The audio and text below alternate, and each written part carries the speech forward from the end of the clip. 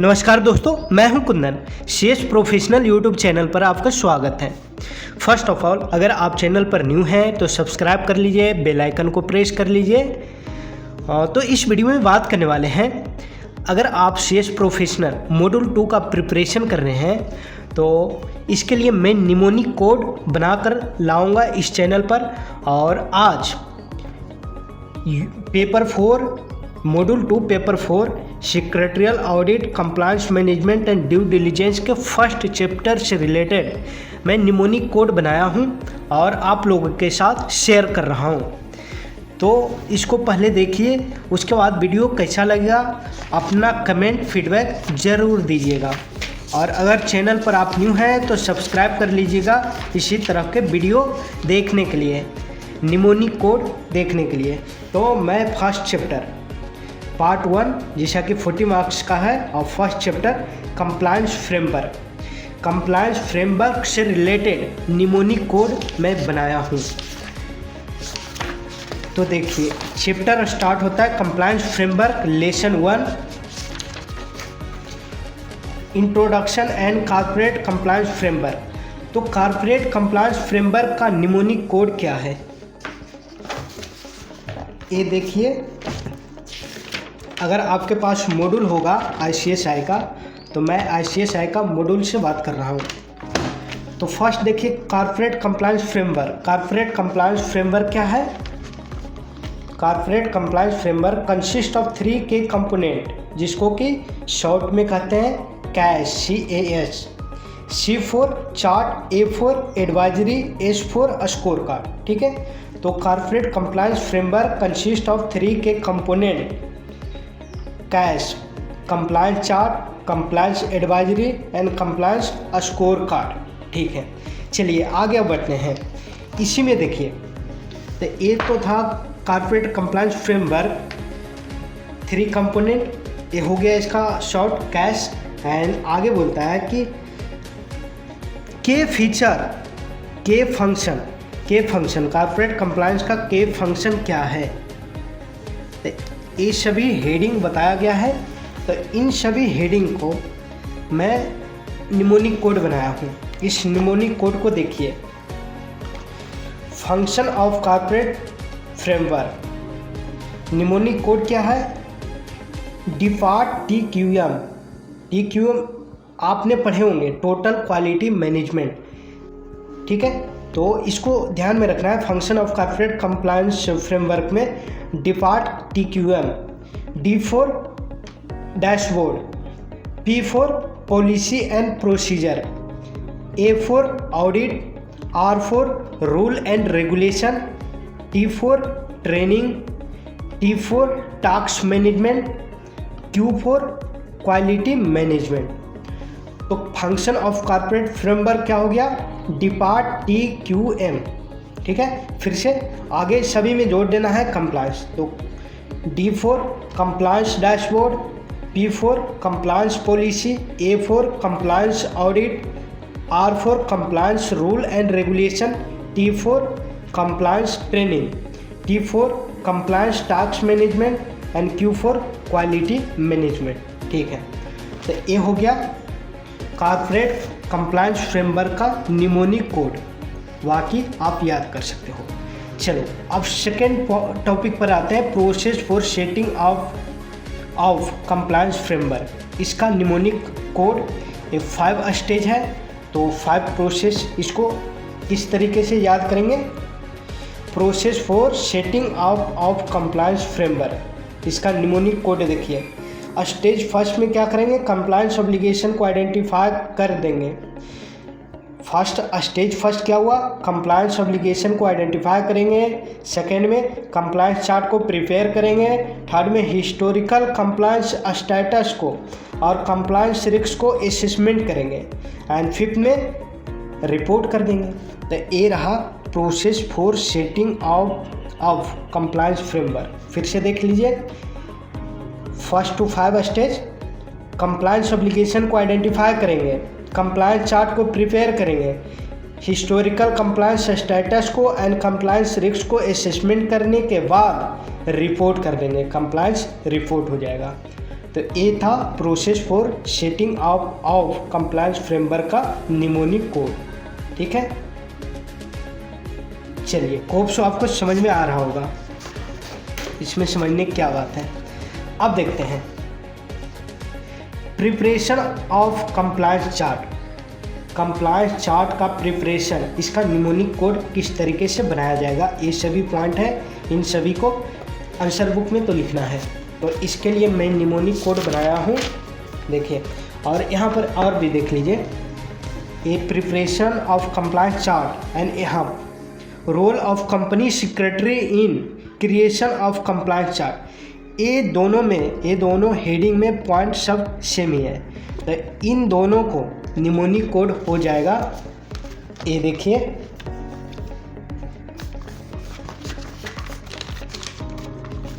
Preparation of compliance chart और role of company secretary in creation of compliance chart. Rule regulation law को identify करके risk को assessment और mitigation करेंगे, इसके बाद मॉनिटर करके रिपोर्ट कर देंगे। फिर से देखिए, रूल रेगुलेशन लॉ को आइडेंटिफाई करके रिस्क को असेसमेंट और मिटिगेशन करेंगे, इसके बाद मॉनिटर करके रिपोर्ट कर देंगे। और इसका पूरा हेडिंग इस तरीके से याद कर सकते हैं। फर्स्ट क्या हुआ, रूल रेगुलेशन लॉ को आइडेंटिफाई करेंगे, identification of compliance under applicable law rule and regulation. Second, risk assessment. Risk assessment, risk 4 तरह के होते हैं, जिसको कि शॉर्ट में CHML। C for critical risk, H for high risk, M for medium risk, L for low risk. तो क्या हुआ, रूल रेगुलेशन लॉ को आइडेंटिफाई करके रिस्क को असेसमेंट करेंगे, तो identification of compliance under applicable law rule regulation, risk assessment. Then mitigation करेंगे, risk को मिटिगेशन करेंगे, कम करेंगे, रिस्क मिटिगेशन इंक्लूडिंग ट्रेनिंग। ठीक है, नेक्स्ट पॉइंट आगे क्या बोला, असेसमेंट और मिटिगेशन करने के बाद, इसके बाद मॉनिटर करके रिपोर्ट कर देंगे। तो नेक्स्ट पॉइंट आ गया compliance monitoring including action tracking. And fifth point compliance reporting. तो इस तरीके से आप हेडिंग याद कर सकते हैं। ठीक है, फिर से एक बार देख लीजिए, रूल रेगुलेशन लॉ को आइडेंटिफाई करके रिस्क को असेसमेंट और मिटिगेशन करेंगे, इसके बाद मॉनिटर करके रिपोर्ट कर देंगे। Identification of compliance under applicable law rule regulation, risk assessment, risk mitigation, compliance monitoring, compliance reporting. ठीक है, अब रिस्क मैंने बताया था 4 टाइप का रिस्क होता है, जिसको कि शॉर्ट में CHML कहते हैं। C for critical risk, H for high risk, M for medium risk and L for low risk. CH जो है इसको कहते हैं high level risk. High level risk assessment में क्रिटिकल रिस्क और हाई रिस्क पर फोकस किया जाता है, जबकि डिटेल रिस्क असेसमेंट में सभी रिस्क को कंसीडर किया जाता है, क्रिटिकल, हाई, मीडियम, लो। तो 2 प्रकार के रिस्क, फर्दर 2 टाइप का रिस्क है, detail risk assessment and high level risk assessment. Detail risk assessment में सभी पॉइंट को कंसीडर करते हैं, क्रिटिकल, हाई, मीडियम, लो, लेकिन हाई लेवल रिस्क में सिर्फ क्रिटिकल और हाई पर फोकस करते हैं। ठीक है, चलिए अब आगे देखते हैं। एक कंटेंट रहा, कंटेंट ऑफ कंप्लायंस चार्ट। ये 5 कंटेंट आप याद कर सकते हो, जो भी आपको बेटर अच्छे तरीके से याद हो जाए। तो role of company secretary in creation of compliance chart, ये याद कर लिए हैं। Identification of applicable law rule regulation, risk assessment, तो इसका निमोनिक कोड आपने देख लिया है, वही वाला है। तो आगे कंप्लायंस रिपोर्टिंग लास्ट में। अब आगे बढ़ते हैं compliance risk review and updation. Compliance risk review and updation, ठीक है। और इसमें जो याद करना है कि कंपनी सेक्रेटरी का रोल क्या है। कंपनी सेक्रेटरी का रोल क्या है, देखिए, the following methodology may be adopted for assessing the compliance mechanism of the company. तो ये जो मेथोडोलॉजी है इस पॉइंट को ध्यान में रखना है। क्वेश्चन जो पूछा जाएगा मेथोडोलॉजी से रिलेटेड यही, following methodology may be adopted for assessing the compliance mechanism of the company. तो इस सभी main heading risk culture, program design, इन सभी को किस तरीके से याद रखेंगे, तो इसके लिए मैं निमोनिक कोड बता रहा हूँ। देखिए इसके लिए आपको क्या ध्यान में रखना है, क्या ध्यान में रखना है, methodology for assessing the compliance mechanism of company. Culture assessment करके प्रोग्राम डिजाइन करेंगे, इसके बाद पॉलिसी एंड प्रोसीजर को डेवलप एंड रिव्यू करके इम्प्लीमेंट कर देंगे और अंत में रिपोर्ट कर देंगे। फिर से देखिए, कल्चर असेसमेंट करके प्रोग्राम डिजाइन करेंगे, इसके बाद पॉलिसी एंड प्रोसीजर को डेवलप एंड रिव्यू करेंगे, इसके बाद इम्प्लीमेंट कर देंगे, अंत में रिपोर्ट कर देंगे। ठीक है, तो पॉइंट फर्स्ट क्या हुआ, culture assessment, risk culture assessment. Second point क्या हुआ, programme design update. And third point policy and procedure, develop and review of policy and procedure. Policy and procedure को डेवलप और रिव्यू करेंगे, इसके बाद इम्प्लीमेंट कर देंगे। Communication, training and implementation of policy and procedure. And lastly report कर देंगे, outgoing self assessment, monitoring and reporting. ठीक है, तो इस तरीके से आप याद रख सकते हो methodology for assessing the compliance mechanism of company. तो हमने अभी तक क्या क्या बता दिया आपको। कॉर्पोरेट कल्चर कंप्लायंस फ्रेमवर्क का निमोनिक कोड कंसिस्ट ऑफ 3 के component, cash, compliance chart, compliance advisory and compliance score card. And second में बताया कि फंक्शन ऑफ कॉर्पोरेट फ्रेमवर्क का फंक्शन याद किस तरीके से रखेंगे। D part TQM, D for compliance dashboard, P for compliance policy, P for policy, D for dashboard, P for policy, A for audit, R for rule and regulation, T for training, T for tax management and Q for quality management। And आगे देखें process for setting of compliance framework. इसमें क्या देखें कि compliance obligation को identify करके compliance chart को prepare करेंगे, इसके बाद historical compliance status and compliance risk को असेसमेंट करेंगे एंड फाइनली लास्ट में रिपोर्ट कर देंगे, कंप्लायंस रिपोर्टिंग। ठीक है, इसके बाद आगे मैंने आपको बताया role of company secretary in creation of compliance chart या प्रिपरेशन ऑफ कंप्लायंस चार्ट। इसमें मैंने आपको बताया रूल एंड रेगुलेशन लॉ को आइडेंटिफाई करके रिस्क को असेसमेंट और मिटिगेशन करेंगे, इसके बाद मॉनिटर करके रिपोर्ट कर देंगे। फर्स्ट पॉइंट क्या हुआ, identification of rule regulation and law, identification of compliance under applicable rule regulation and law.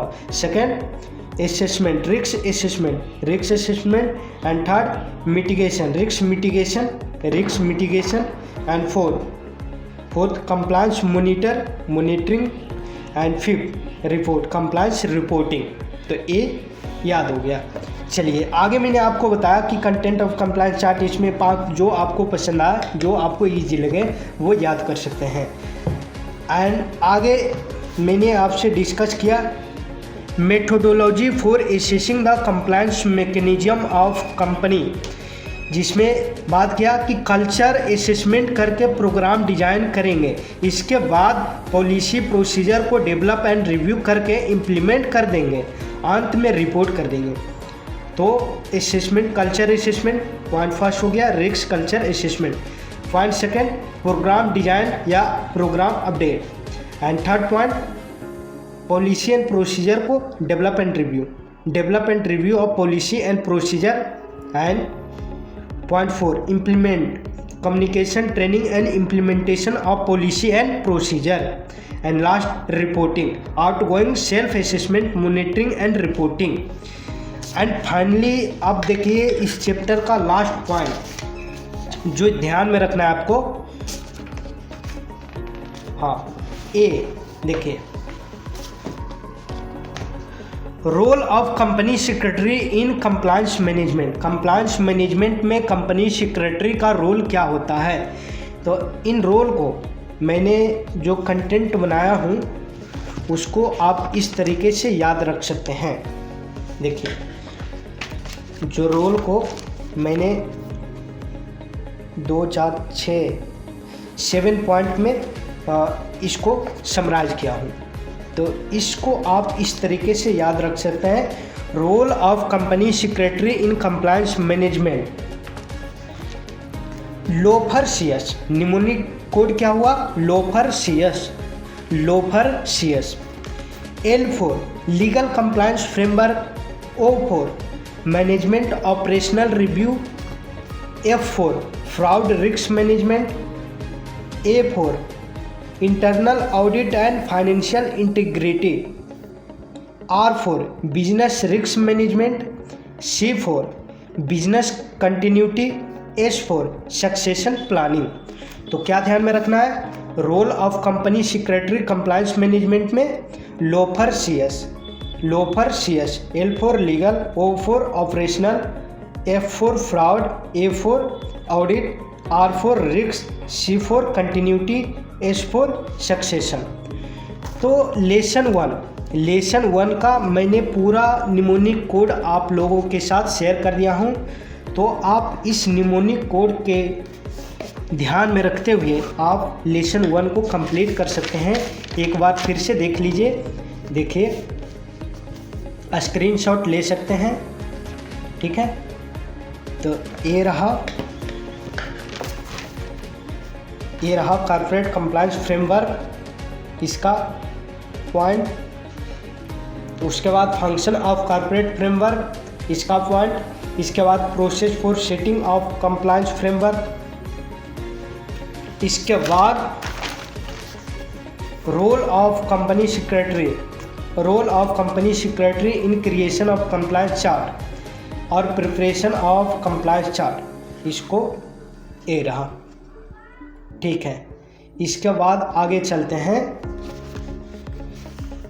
Methodology for assessing the compliance mechanism of company, इसमें ये रहा इसका निमोनिक कोड।